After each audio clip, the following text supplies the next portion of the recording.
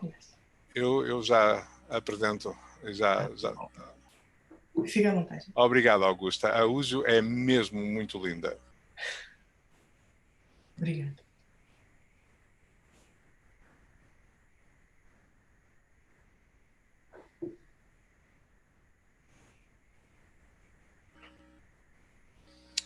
Ok, colegas, muito obrigado por estarem ainda aí. Nós vamos dar início então à nossa primeira plenária.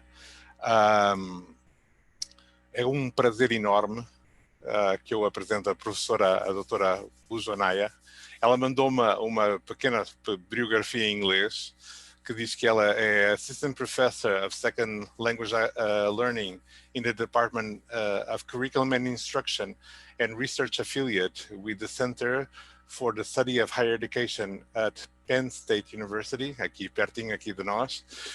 She specializes in applied linguistics, sociolinguistics, and second language education, with particular focus on race, gender, sexual and social class identities in the language classroom. Então está mesmo, hoje trabalha precisamente nos grandes assuntos que neste momento são de grande importância para nós. Her other research interests include applied linguistics as a practice of social justice and translanguaging in the world language pedagogic. Ela teve artigo publicado recentemente que se chama African Americans in World Language Study, The Forged Path and Future Directions, que foi editado durante os 40 anos da Annual Review of Applied Linguistics em 2020, então fantástico. Mas eu tenho que falar para vocês do livro que ela publicou em 2017, Racialized Identities in Second Language Learning, Speaking Blackness in Brazil, que ganhou em 2019 o prémio da American Association of Applied Linguistics para o primeiro livro de carreira. Então, de facto, a Ujo começou a carreira com um bang enorme e ela tem feito um trabalho extraordinário. Eu convido todos a ouvir o podcast We Teach Languages, em que ela participou, o episódio 136, é absolutamente magnífico. E hoje ela vai fazer uma apresentação intitulada Black Americans in Black Brazil, New Language Identities in Study Abroad. Ujo, muito obrigado por ter aceito o nosso convite, por estar aqui conosco, por disponibilizar o seu tempo, por disponibilizar o seu conhecimento e a pesquisa que você faz. É uma alegria enorme ter você aqui conosco. E eu agora passo para você a apresentação. Muitíssimo obrigada. Fico super feliz de estar aqui e também eu agradeço você e também a EUTP a oportunidade de estar aqui. Eu vou fazer a minha apresentação em inglês, mas também eu vou falar português, né? Porque muitas vezes, aliás, essa é uma grande oportunidade para mim, para apresentar para um público, né, que fala português. Daí dá para explicar as coisas assim com mais claridade, assim, com um pouco mais nuance, porque vocês dominam a língua. Mas eu vou falar em inglês, mas também a gente pode também ter perguntas depois em português e também vou misturar. Bom, vai rolar. Então, today we're going to talk about Black Americans in Black Brazil. And I say Black Brazil very specifically because of where these Black Americans were studying. We're going to talk about new language identities in the study abroad context. And we're going to talk about identities in language learning and this notion of transformative socialization that takes place during language learning. So before I start, I wanted to lay some basic foundations, right? Theoretical foundations on where I'm working from, right? These are the ideas upon which this work is based, right? And this is the work that I presented in my book that Luis was talking about before. So we're going to talk about this idea of languaging and identity, right? We have this notion of language, typically, especially those of us who teach language, as structures and vocabulary and systems, right? And that's typically the common notion of language. But I'd like to welcome you to a broader notion of, in addition to these structures and systems that language certainly is, we'd like to look at language in addition to language, but languaging, right, as an act, a practice. When we language, we are thinking, we are forming, we're constructing ourselves, we're constructing others, we're imagining, and we're giving voice to both our interiority and how things should work or how they do work, how we understand them. Hence, in this social action and practice of languaging, we're typically struggling over truth and power, because it is in language that we create truth and reality in many ways. So I also, in addition to talking about languaging, I talk about identity. And just like this notion, very popular concept of language as structures and systems, a lot of people tend to think of identity as sort of yourself, this stable kind of concept. And in many ways, identity definitely is your, identification as a self or as a part of a group, but much more than that. Just like, much more than structures and systems, language is practice and action, much more than just this concept of self or group. Identity is relational. It's both, a fixed concept and a fluid one, right? The most important aspect of identity is that we do it languaging. Right? We language to identify. So it's not that, you identify based on a language, you're actually languaging, and it's through this languaging that you're identifying, right? Therefore, identity emerges in our relations, in our discourse. Identity is at the same time being something, but becoming as well. And this has a lot to do with the work that we do in language teaching and language learning, because identity can never be separated from language, because essentially we language to understand our world, ourselves, right? To give voice to experiences. And if you notice that I spell ourselves not as one word, I spell it ourselves, because when I talk about identity, I talk about multiple selves, right? For example, I am not exclusively just one thing, right? Eu não sou apenas, uma coisa só. I am a woman, I am Black, I am of the upper middle class, I am of Nigerian, Trinidadian American identities, right? I am a lesbian, I am a teacher, I'm a mother. There are so many things and so many selves, and all of these multiplicities are constantly in action as we're languaging and relating. So when I talk about languaging, or language as the site.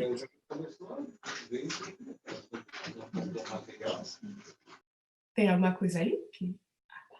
When I talk about language and languaging as, where we struggle over truth and power, I wanted to give you an example. Essa palavra bandido, especialmente no contexto de português. Se estamos pensando na linguagem como o sítio dessa luta, do que é verdade, do que tem o poder de dizer o que é, pensemos, por favor, nessa palavra bandido. Right? When we think of bandido and we think of, okay, what is the dictionary meaning of the word bandido? That would be a delinquent, a criminal of some sort, right? But when you think of the social and cultural context, the political context of Brazil, essa palavra bandido já tem uma conotação bem maior, que aquilo que diz o dicionário, Essa palavra bandido, no contexto brasileiro, já tem uma imagem racial, Tem uma imagem de quem é o criminoso, quem é que é o delinquente, quem que foge da lei, Não é sempre, quando pensamos em bandido, pensamos na pessoa que tem, 49 quilos de cocaína no avião presidencial, que não é bandido, Mas pensamos, no favelado, talvez, ou pensamos, na pessoa que assalta, a pessoa que não corresponde, que não pertence, right? And we're struggling over that word. We're struggling over who gets to tell the truth about identity. And when we have a word, when we get to name somebody, we get to decide how they're thought about, which then decides how they're treated, right? So this struggle that we do in language for truth and power is extremely important. And this is very relevant for us who teach language, because we're not just teaching about vocabulary, we're also teaching about an entire world behind words. And it's in this world that when the language learner is initiated into, this language, they're also initiated into the ways of thinking, ways of being, ways of knowing, and ways of doing of people who language this way. And if you think about all that is entailed in language and languaging, you understand the power that we have as language teachers who are facilitating this experience, this adventure for those who are coming into our worlds. Então, how does language connect to identity, right? Especially in this work that we do in language teaching. I conceptualize it, in this way. Like, learning a new language is first and foremost transformation. It's identity construction. First you imagine, right? And then you're shaping these new identities through transformative and interactive socialization, through participation, right? Participation in classroom communities, participation in communities outside the classroom, but there is a transformation that's entailed, right? Because you're figuring out essentially how to speak and how to do you in another language. Let me explain this a little better. There's steps to it. First of all, learning in general transforms identity, right? Because when you learn, what you can do changes, right? What your perspective changes, your ability changes, how you're able to move in certain ways and certain worlds changes. So this is an exercise in personal transformation, learning in general, right? Language learning specifically draws from our backgrounds, our histories, our linguistic resources, our identities to shape these new communicative selves that we're working with, right? In these new languages, in these new worlds, right? In these new cultures, these new ways of thinking and imagining things. So this transformative socialization is becoming and speaking new selves while participating in new communities.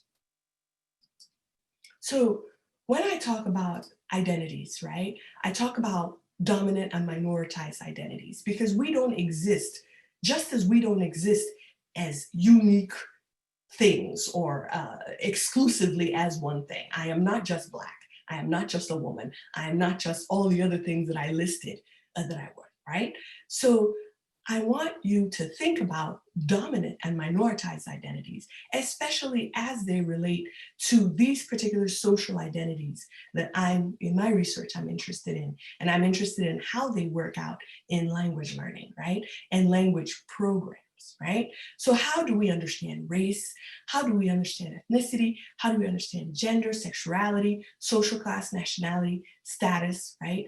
All of these things are in circulation in the work that we do, whether we explicitly name it or we pretend we don't name it, because there is no way that anybody exists without working through these particular selves, right? And I ask, why do they matter in language programs? Well, they matter in language programs because we're human beings involved in language programs. We don't leave ourselves outside. Because we walk into the classroom, we don't stop being a racialized person or ethnicized person or gendered person or someone with sexual identities, etc. Right? So we understand dominant and minoritized identities, especially in the language classrooms, because we understand that in the societies that we're working with, there are dominant identities. And then there are identities that we may call minority, but they're not minority in number. Let's take gender, for example. Women in the United States are not numerically minority. We are the majority of the population, right?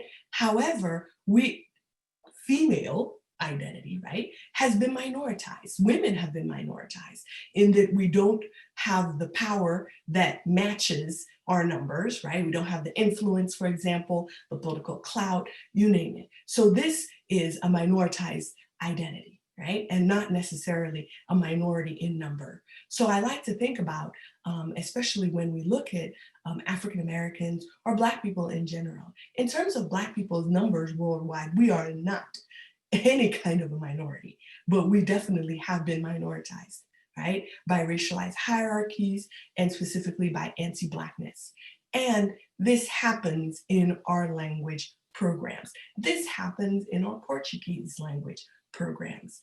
And this is not a reality that is somehow outside of it. And Black students who come into our programs, let's say African-American students who come into our programs, don't forget all of a sudden who they are. They are definitely working with all their different identities and figuring out how all of that is going to work out in our language classrooms.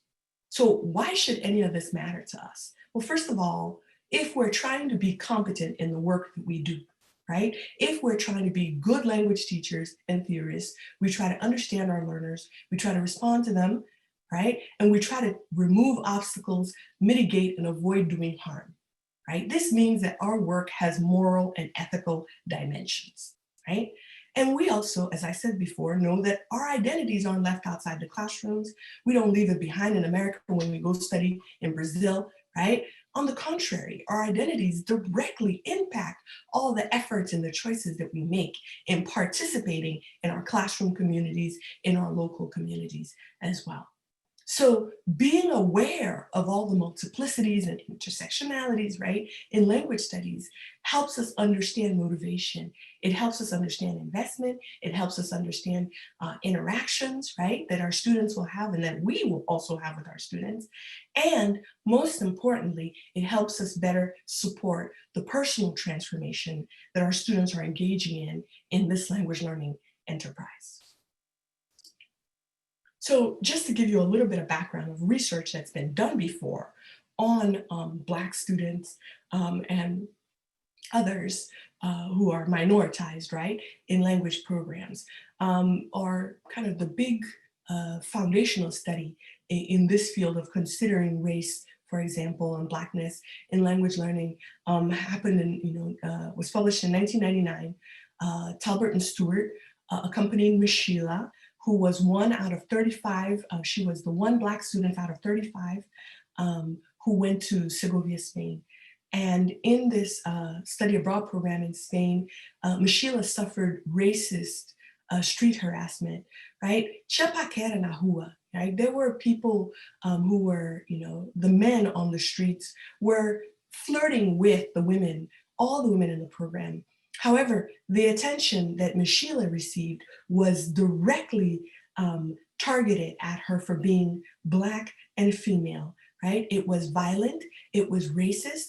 There were a lot of men coming really close to her and whispering obscenities in her ear, trying to follow her home, inviting her to go have sex. It was decidedly much more aggressive and violent than what the white women were experiencing, for example. And this was something that happened every time she walked on the streets in Spain. And this was something that I was also a young woman around her age, around that time, and I had the exact same experience as a Black woman on the streets of Spain. So this is something that caused Ms. Sheila to withdraw from the local language community because she's afraid to be on the street. She's afraid to engage with Spaniards. And also this causes a lot of problems for her in the language classroom with her other study abroad participants because she tries to tell them what's going on. And her classmates and her teacher, they don't know how to manage racism, basically. And they tell her that, oh, it's because you're so pretty. Oh, you just don't understand the local culture. Oh, they minimize and they basically tell her it's all in her head. And all of this has direct impact on her development in the study abroad program because she's limited her contact with both the local community and also her study abroad program participant colleagues, her classmates and her teachers. And participation and interaction is key to development in language learning. And this compromised Ms. Sheila's growth in this program. And this had directly to do with her racialized and gendered identities. Valdez did a study in 2003 about, Spanish department, right? Spanish and Portuguese departments are very common. Those of us who work on the college level, we usually work in departments like that. And in this study, they talk about the hierarchy, right, that has working class US Latinx students at the very lowest of the hierarchy, whereas the foreign nationals are at the very top. And the US Latinx, the heritage language speakers of Spanish generally, are deemed, their language is deemed subpar, less legitimate. They're not considered real native speakers, and their home language is considered bad. So they have to be taught a pure, uncontaminated Spanish to sound like an educated monolingual, which is, the standard. So Valdez talks about, how all this works out, how, this has race and ethnicity ramifications, the class ramifications as well. I highly recommend that reading for those who are working in language departments. Aziza is a Black student from Somalia, high school student in Canada that Ibrahim talks about in his study. And she's trying to learn an English, an African-American English, right? Because she identifies with the Blackness that she sees in pop culture and music. And she identifies with African Americans, and this is the kind of English that she's trying to learn, right? The teachers are trying to teach her a standardized type of English that isn't that. And she also resents how they speak down to her, and they pity her and her supposed inability to speak real English or the school English, when none of that is interesting to her, because that's not the identity that she's seeking and what resonates with her as the sort of language speaker, English language speaker, that she imagines that she would like to transform into. So when I'm talking about this work in identity and language learning, a huge foundational idea in the work that I do is investment. Right? Bonnie Norton did us a huge, huge favor in coming up with this notion of investment in this personal transformation of language learning. And investment is beyond motivation, right? Motivation talks about, are you driven or not driven to learn a language, right? Investment says, well, motivation is exclusively personal, right? It's something that has to do with this individual. Are they motivated or are they not motivated? Investment asks us to, in addition to motivation, right? Investment is more of a sociological complement to it, to examine participation and engagement outside of this individual. So investment asks you to look at identities. It asks you to look at how learners are positioned, right? In making desires and choices and efforts in language learning. It asks you to look at context and resources that learners would have for language learning. It asks you to look at capital, right? Social capital, cultural capital, right? Connections that they may have, resources that they may have. It asks you to look at power. Investment asks you to look at what are the ideologies surrounding this language learning, right? What are the systemic patterns of control, such as access to communities, technology, for example, right? Investment asks you to look at power. Who has voice in being able to talk and exchange in the language? We assume we're all able to talk and practice the language as long as you find a native speaker. What if the native speaker you have access to is your boss, right? And you don't necessarily have voice in that exchange because all you talk about is money or your duties, right? So investment asks you to look at, are you driven or not? No. Well, do you have the power? Do you have the voice to talk, right?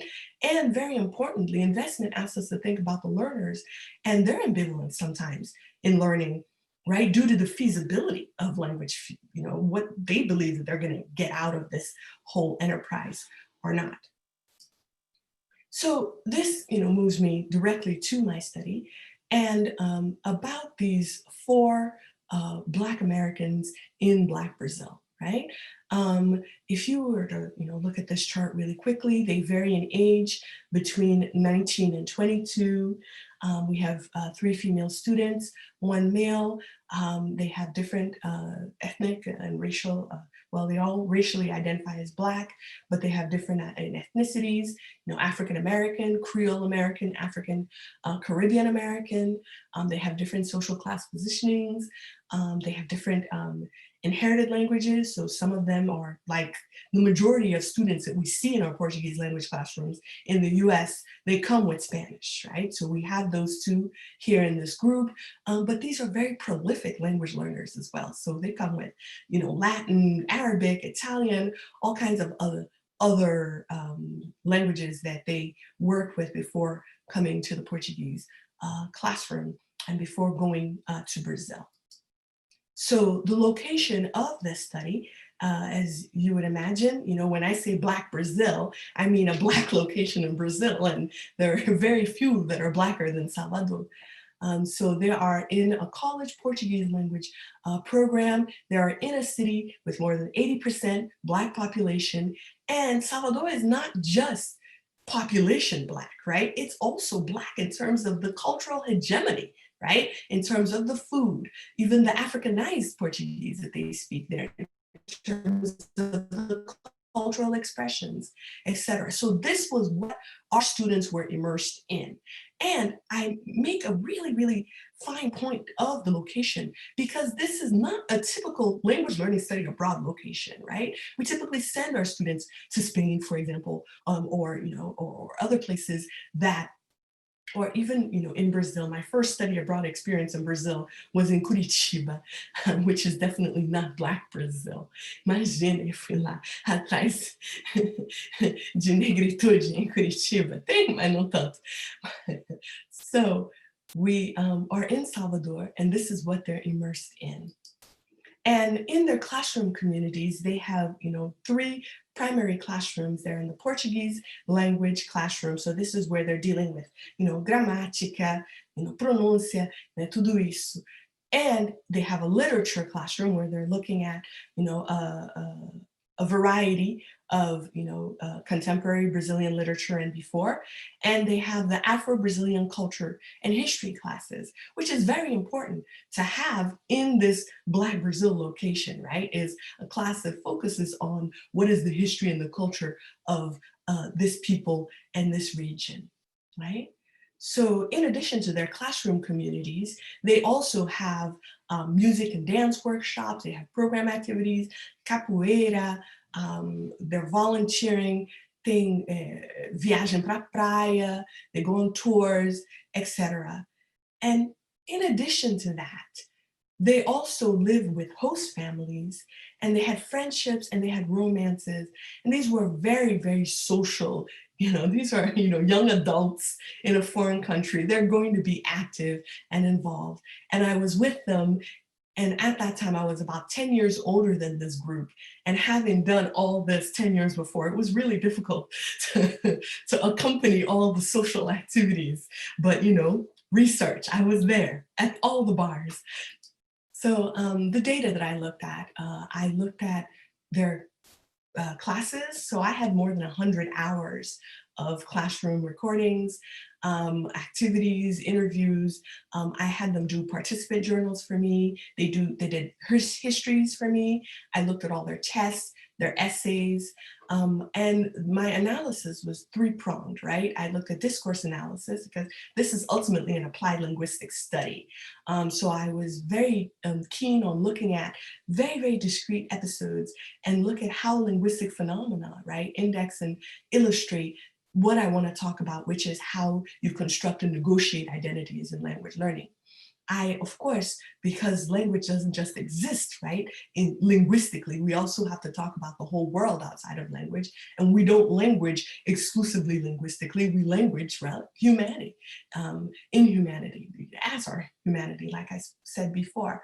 So I looked at through the lens of critical discourse analysis to highlight, right, issues of power, inequity, and of course, there was open coding, thematic analysis, the highlighted content and meaning with, focus on how these students were, materially, ideologically positioning themselves and their identities. So some findings, right? Right before, even before they chose Portuguese, right? These Black students chose to learn specifically Portuguese because they had Italian, they had Spanish, they had other options, specifically because they wanted Blackness. And they saw Portuguese because of some things that they had seen online and things they had heard, and also about the trip to a very Black place in Brazil that few previous participants had told them about. So they were coming to this language learning enterprise already looking for a Black experience, right? So Nina says that she used to listen to funky and look at YouTube videos. And my earliest experience with her was of her showing YouTube videos to her teacher in the classroom, and so excited about things that she was looking up on her own, right? And she feels that it gives her a feel of hip hop, but in a different language, right? So she's feeling these people and the cultural expression, but it's happening in a different language. Didier talks about, he feels that Portuguese has affected more people of African descent as opposed to Spanish, which is a complete failure of his Spanish teachers, in my opinion, because Afro-descendants are a huge population among Spanish speakers. But for some reason, he didn't feel that Spanish was such a Black language, but Portuguese definitely is. And he says, I'm interested in enhancing my marketability to future employers, so Spanish could be more marketable, but solidarity among Black people is a concern of mine as well. And I'm really interested in Afro-Brazilian culture. So they went after Portuguese because they were looking for something very specific. So I highlight this because when we give them Portuguese and when we teach Portuguese, it's really easy to disappoint Black students who are going looking for something Black in that classroom, and we don't fulfill it, right? So there were really interesting experiences when they got to Brazil, and they were already trying to figure out from the minute they got to Brazil, how are they going to introduce themselves? And Didier was Creole from Louisiana, and he looked up the word, Creole in the dictionary, and he went and was telling everyone, he saw the word Creole. So ele estava indo aí dizendo para todo mundo, olá, eu sou Didier, sou crioulo dos Estados Unidos. And it was hilarious because people would look at him like, Criollo? Okay, Louisiana. But he was wondering, why are people feeling this way? And had to have a conversation when I told him, look, the word Criollo is Creole, but there are other, definitions of it, and it could be interpreted as the N-word. And Nina was his best friend, and they were talking about this all the time. They were talking about how they were going to describe themselves, and she was really thought it was hilarious that Didier was embarrassing himself, calling himself a Creole. But Didier is also talking about the cultural expressions, Olodum, these are things that right from the beginning, the first step into Salvador, they were already grappling with because they're Black. And this is a very salient part of their identity and their background coming in. So this is something they're going to see and be latched onto and have an experience when they go there. This entered into the work that they did in class, right? So there was an essay that Nina wrote for her Afro-Brazilian culture and history essay, where she talked about, even before coming to Salvador, she and her friend Didier were thinking, how are we gonna describe ourselves? What are we going to say when we get to Brazil? What are we gonna call ourselves? Negra or morena, right? And they wrote about this. So this was actively a part of their language learning experience, not just in them thinking about and conceptualizing the language. They were having experiences in Brazil about it, and it was entering into the classroom and their academic production, right? Because they were talking about it. And in this particular paper that, that I pictured here for you, she's having an exchange with her Afro-descendant instructor, right? And she says, well, maybe I shouldn't say, some people say negra is not, it should be morena. And then the teacher saying, well, this pesquisa that you looked at deve ser muito antiga, né? Porque negro agora é algo que se fala. Deixou de ter essa impressão, essa referência à pobreza e falta de educação e passou agora a ser usada como afirmação de identidade. This is what the teacher told her, right? However, she also had experiences with her family and with people that she met in Brazil, who when she tried to say, well, sou negra, they're like, negra? Sou morena, que isso, negra? And there was a particular boyfriend that she had that tried to explain to her, né, morena faz mais teu tipo, porque ser bonita, parece que tem dinheiro, tem classe, tudo isso, negra, preta, não tem nada a ver. Morena, right? And she's fighting for this because blackness, and this word black in English, is a huge part of her identity. And she understands linguistically, morena is not so specific. Morena is just dark. She wants that identity and identification. And she was in the Portuguese language, this was an experience that she's having in linguistic development, trying to figure out how is she going to speak her blackness and consulting with different sources in the local community, in the local language, to tell her how. There was a specific experience in the classroom that I wanted to highlight for you that Nina also had, right? In this Afro-Brazilian culture class, the instructor showed a picture, a painting of Jean-Baptiste Deguet. This is the image that she saw in this class. And Nina had a very, very powerful reaction to this image, right? Where she talks about, I have never in my life seen enslaved Africans. This is an image of people who were enslaved, but to very rich families, right? In addition to the rape and beating and everything else that these rich white families did to Black people that they owned, to show that they had so much money, they covered them in jewelry and beautiful clothes and everything.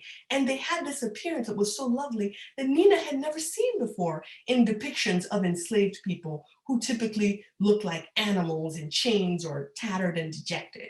And she was so amazed by this, and this was a huge experience for her in the classroom. I wanted to play you this video. A Nina falou antes que são as evidências que nós temos em termos de relação familiar negra no período da escravidão. Nesse caso aqui é um quadro do Jean-Baptiste Debré. Debré esteve aqui no Brasil, era um pintor francês, ele esteve aqui no Brasil e ele capturou várias imagens. I've never seen in my life pictures of Black people of this time dressed like this. And it's so nice. I'm like taken aback. I know I'm being really dramatic, but I'm serious. I just never have seen that. I didn't know these existed where they portrayed them as actually not animals and degraded, and they actually look like people. And I'm just gonna write down his name. She said, I'm going to write down his name. I'm going to write down his name. I'm going to research it, right? I'm going to look up more paintings by this person. And she's going to do that in Portuguese. So she's having this experience that touched directly, right, to her Blackness, something profound in her and her identification with being a descendant of enslaved Africans, right? And now this is going to directly contribute to the work that she's going to be doing in language learning, the choices and the efforts that she's going to be making in developing in her Portuguese. Leti had a very also fascinating experience in Brazil in terms of her self-concept of who she is and her Blackness, right? She's African Caribbean, American, so she's of Dominican heritage, right? And she comes from a Dominican family, and this family has Black people and white people, and we understand, I will not go into the history of the Dominican Republic and their hostility to Blackness. There are huge, profound problems with racism among Dominicans, right? And these problems were in her family, and I talk about that in detail in the book. And these problems entered into her self-concept and her picture of who she was, and a certain disquiet, right, with her Blackness.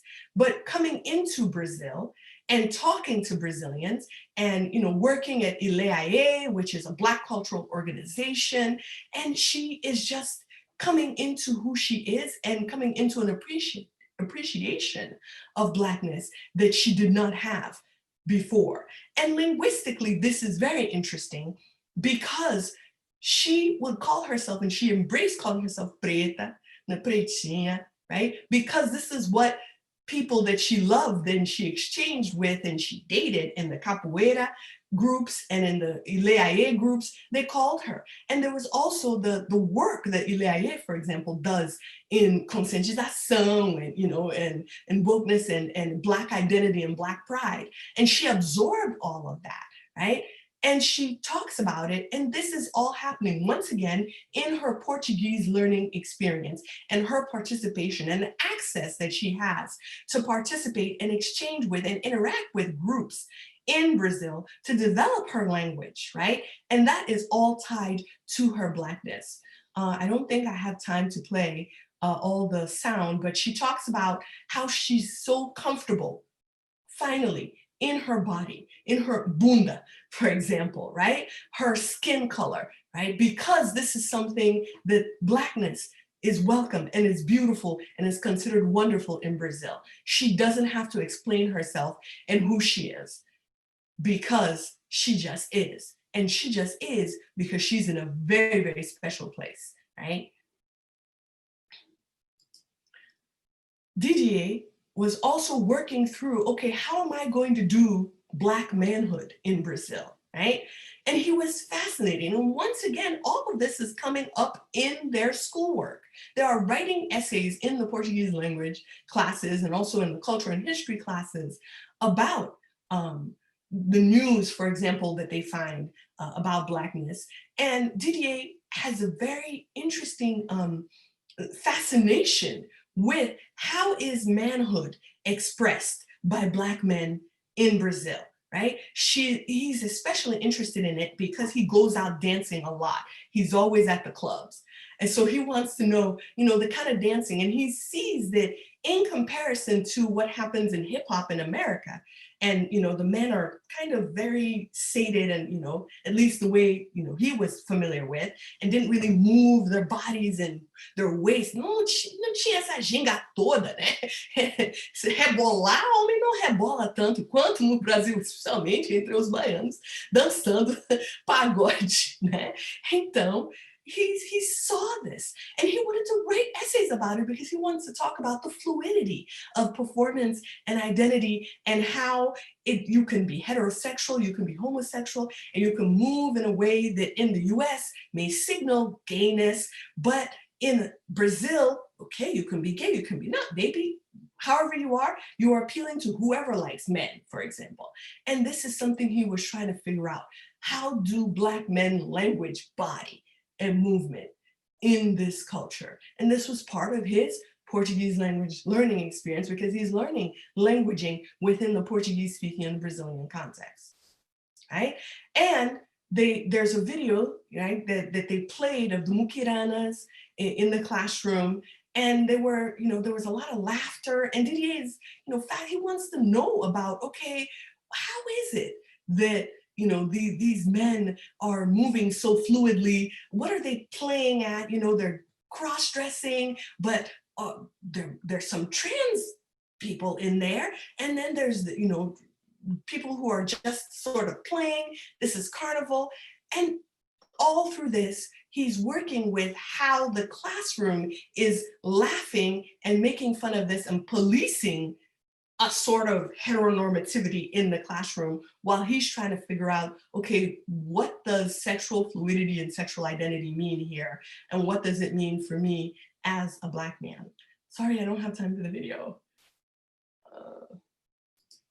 So social class was also an issue. Letty came from a working class background, right, in her city where, her father was a service provider, right? He was the super of a building. And she wrote in her journal how she didn't understand or she was trying to grapple with essa noção de empregada doméstica, né? So she was trying to figure out, okay, these people have a whole separate entrance that they have to go in, and this woman lives in the back. She comes in the kitchen entrance. This is a Black woman in the house. I want to talk to her, but she doesn't eat with you. She sort of exists quietly in the background. I don't know how I'm supposed to engage with her. Ela até troca essas coisas. Ela diz empregada ou escravizada. She's trying to figure out what is, social class. How is this happening here? How is this working out? And how is this affecting my ability to exchange and have discussions and conversations with this other Black woman that's living in the same house I'm living in with a rich white family, right? And this is part of her language and identity transformation in Brazil. And then we have a student, Rose, who is deemed the unsuccessful student, the one that everybody says can't talk, she always has trouble speaking. And one day she goes out, and she's actually the one that travels the most. She walks around the most in the neighborhoods, she goes to far places, she definitely has interactions with Brazilians. And one day she was gone all day long to go do these beautiful braids that you see here. She went to put it in her hair, and she had a beautiful experience in the Black salon in Liberdade, a working class Black neighborhood where they did her hair. And she was so happy because they understood that she could talk. In class, nobody believed she could talk. They talked all over her, they interrupted her, they failed most of her assignments. But in the community, and especially where she was really engaging with them at the hair salon, you don't have to read all this, just read what I highlighted in yellow. It felt just like home. You understand, no one ever recognizes that I'm learning. And she's having these Black experiences and these interactions, and is ushered into these opportunities for these interactions because of her Blackness and what she's doing there and how she's relating with other Black people and how other Black people want to relate with her in Brazil. And this is all making linguistic gains for her. So to conclude, first of all, language learning is not a color neutral experience, right? Race features prominently in language learning experiences, and not just for Black people, right? White is not neutral, right? When we present the majority of the pictures and experiences that we talk about, and they're white middle-class people, that is not a neutral race experience. We are highlighting a certain race and a certain ethnicity, a certain background, a certain social class identity, right?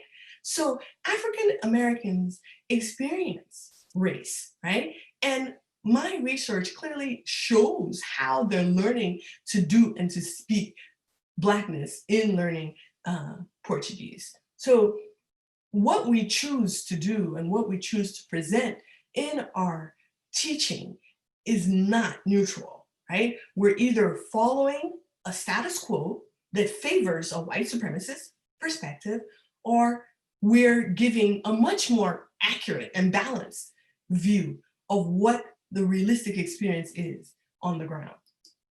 So the impact of participating or not is fundamental, right? And success is jointly shaped.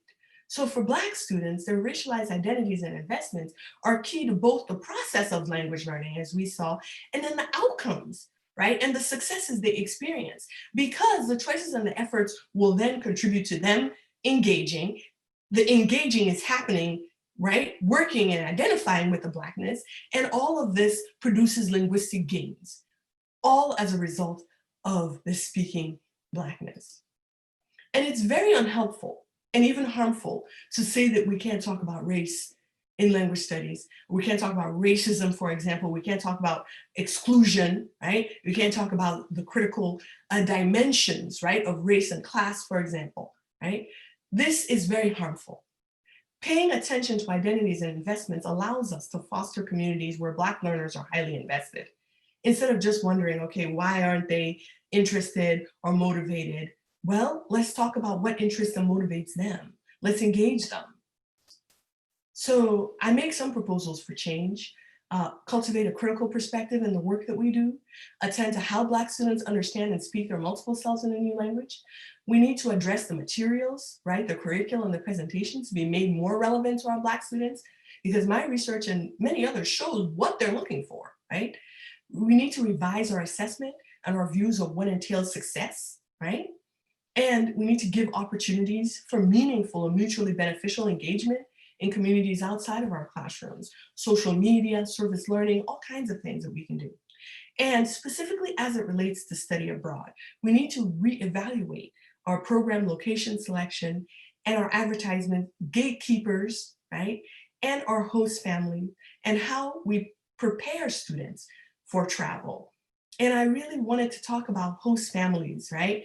When you don't give Black students a choice to live with Black families, and the majority of them request this in study abroad, and when you don't even have a Black family available among your host families, and you say, well, we don't think about race. Well, a racial message has been made when you don't have a Black family available, right? You've said that, you know, Black people are not worthy to host and to show you the best in receiving outsiders. And that's definitely something we need to talk about if we're really looking for equity and change. And if we're looking for relevance for Black students when they're learning to speak their Blackness in our Portuguese language program. Obrigada. Ujo. Oh, uau. Uma lição aí. Fabuloso, muito bom.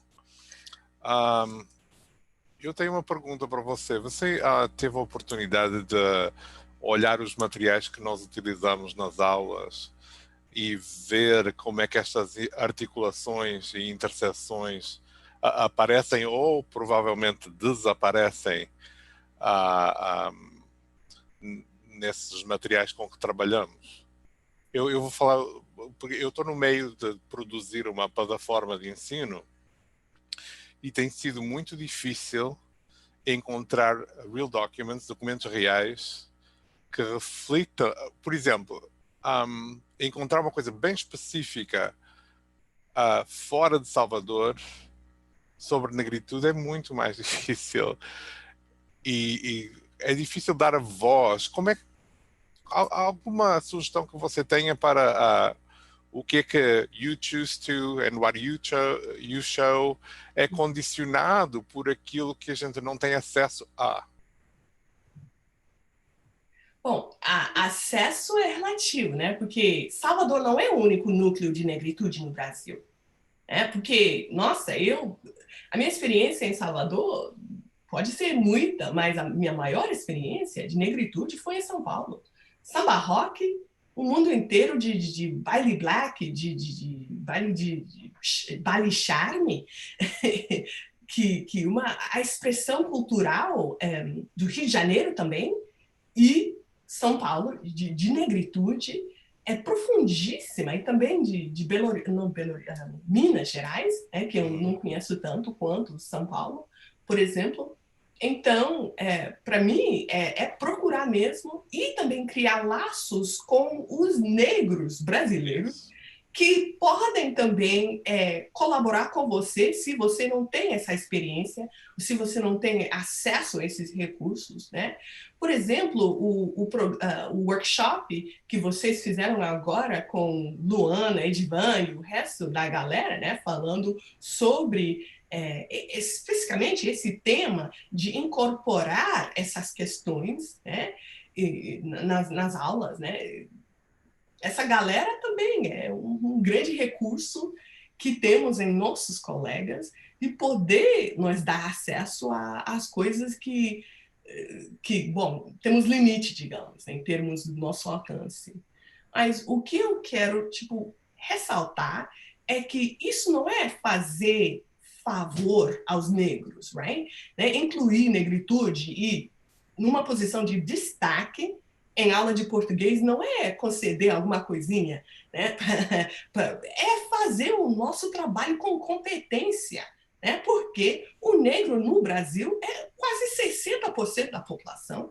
Então, se você está apresentando o português brasileiro, por exemplo, ou até o português lusófono, sem, né, com seriedade, com ênfase, com destaque, falar de negro e mostrar uma diversidade, né, dentro da negritude, você não está fazendo bem seu trabalho.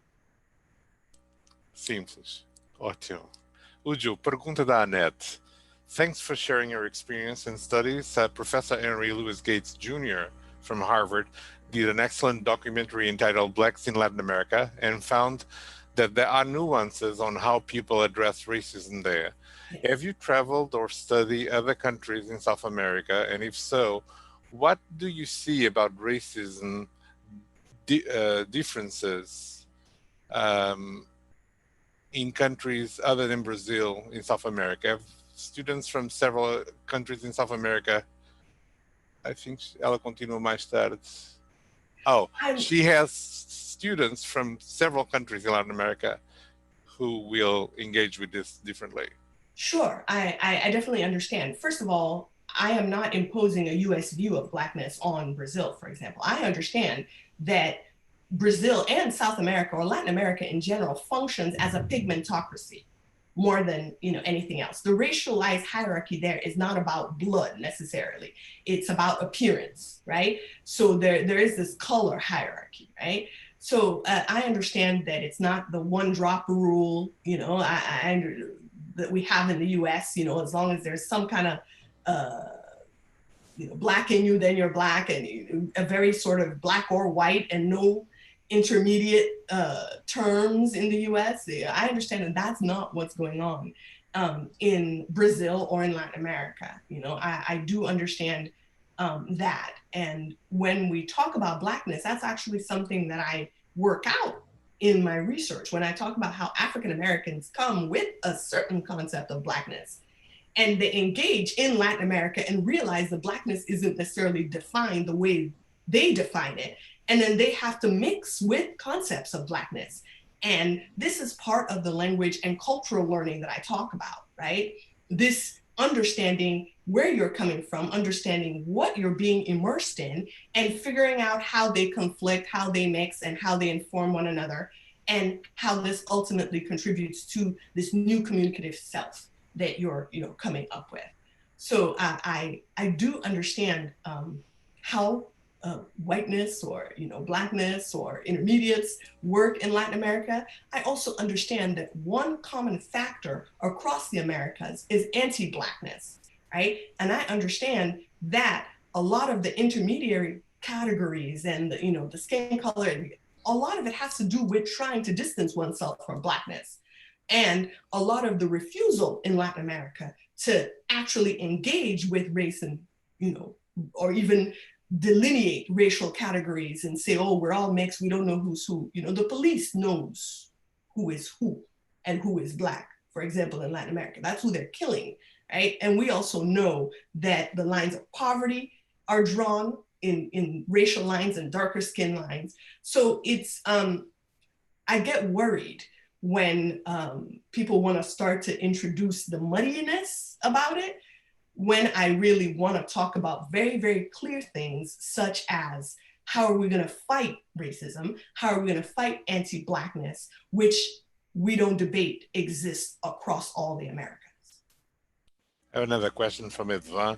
I think you already answered it, but maybe you want to have another go at it. It says, assuming that not all students of Portuguese can go or will go to Salvador or to Brazil, what can teachers do to provide students with a more diverse and less stereotypical images of Brazil and Brazilians?